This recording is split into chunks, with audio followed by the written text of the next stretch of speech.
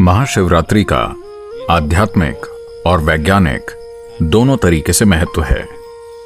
शिवरात्रि का अर्थ है हर महीने का 14वां दिन, जो कि अमावस्या से एक दिन पहले आता है। एक वर्ष में 12 से 13 शिवरात्रियां होती हैं। इन सभी शिवरात्रियों में से वो शिवरात्रि जो फरवरी मार्च के माघ महीने में आती है, उसे महाशिवरात्रि कहते हैं। ग्रह के उत्तरी गोलार्ध में उस दिन इंसानी सिस्टम में ऊर्जा स्वाभाविक रूप से ऊपर की ओर बढ़ती है। हर एक जीव अपने भीतर ऊर्जा को ऊपर की ओर बढ़ते हुए महसूस करता है। इस ऊपर उठती हुई ऊर्जा का केवल वो ही प्राणी सही से उपयोग कर सकते हैं जिनकी रीढ़ की हड्डी सीधी है। मानव होने का हमारा सौभाग्य है कि केवल हम ही एक ऐसी प्रजाति हैं जिसकी रीढ़ विकसित होकर सीधी हो गई है।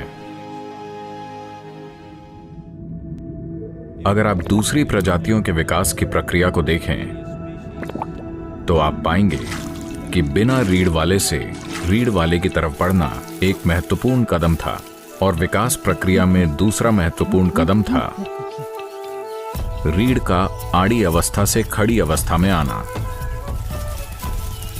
मस्तिष्क वास्तव में तभी विकसित हुआ जब रीढ़ सीधी हुई।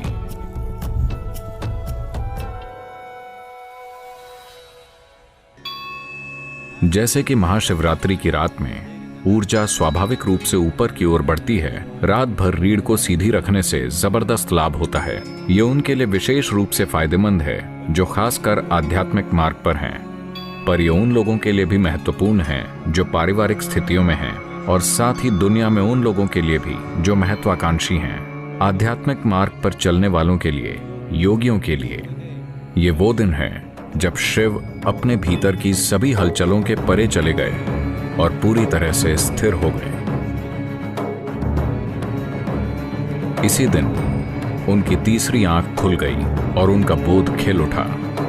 हम ये कह रहे हैं कि ये दो आंखें सिर्फ इंद्रियां हैं।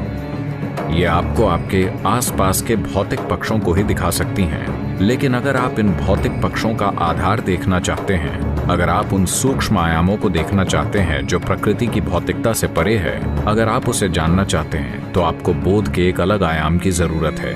बोध का वो आयाम जो भौतिक से परे है, उसे तीसरी आंख कहते हैं। तो ये वो दिन है जो आपके तीसरी आंख खोलने या आपके भीतर बोध के गहरे आयाम को उजागर करने की यात्रा को सहज बनाता है।